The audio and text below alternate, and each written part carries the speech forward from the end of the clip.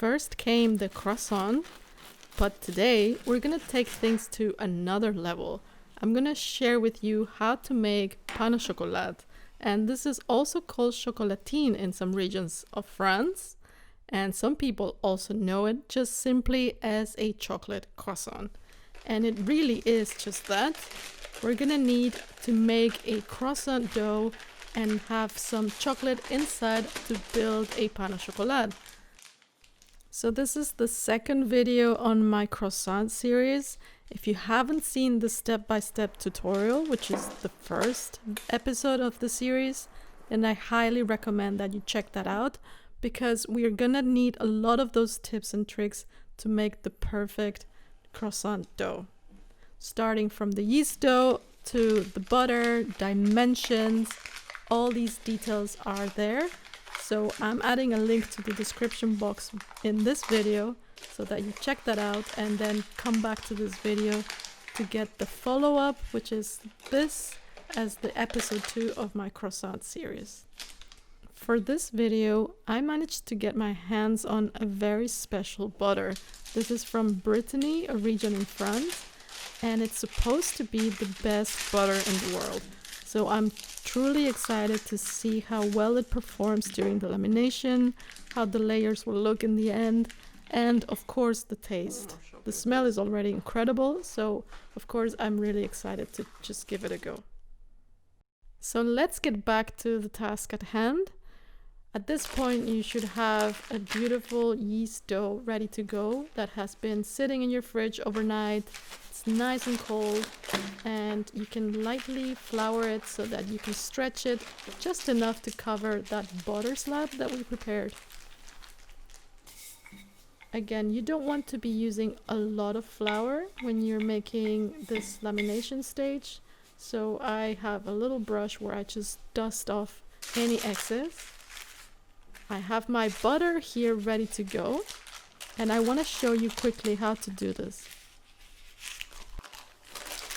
I gently remove the parchment, but before I do it, I use the parchment to place it perfectly in the center of the dough and just gently peel it right off. Now do a little texture check. You should be able to bend it. It should be quite pliable. And I say that you should check this at this stage because I get a lot of questions on why is my butter shattering the second I start rolling this out, this book fold. And this is a number one reason right there. If the butter is too cold with respect to the yeast dough, then you have a different in temperatures and textures, and this causes the butter to shatter as the second you start rolling it. So it is important that you check that both textures are very similar when you start the lamination. Now we're gonna do a 3-layer fold, just like we did for the croissants in my previous video, and we're gonna repeat this twice more. Again, you can find all the guidelines on all of these terms and all of these layering processes or methods in the first episode.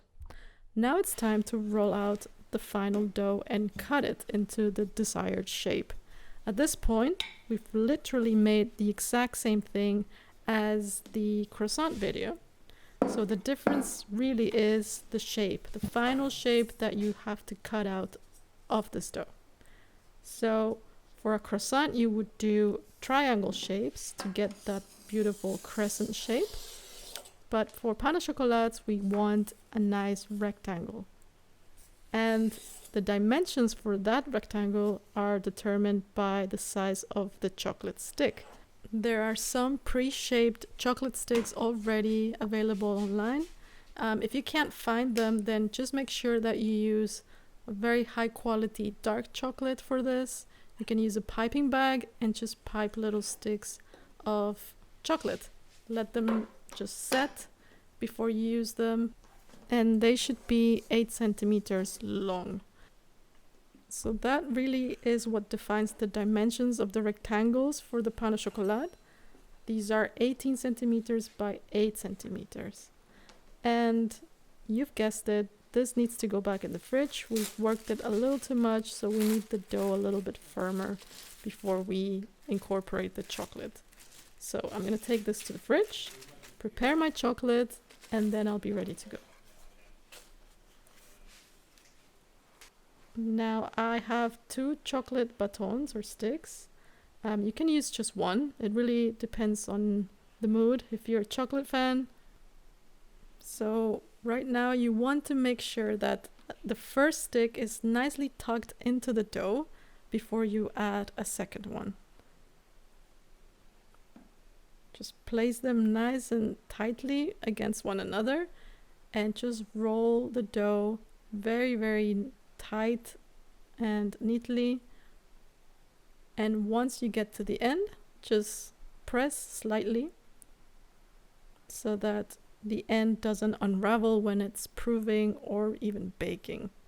And that's it. These guys, you can already see those beautiful butter layers, but let's not get ahead of ourselves. These guys need to prove a little bit, just like the croissants did. They can take about 1.5 hours to 2 hours at about 26 Celsius. And once you've done with the proving, you can actually do a little check. I like to shake the tray, and if I see a slight jiggle, I know that they're done. If they're underproofed, you can really tell in the end product because you won't get that beautiful honeycomb shape. So once you're happy with the proving, you can add a slight coating of egg wash, and this gives it a really nice crispy layer, very nice color, and makes it a little bit shiny as well. So I'm just coating the top part really. I don't want to touch the inner layers at all.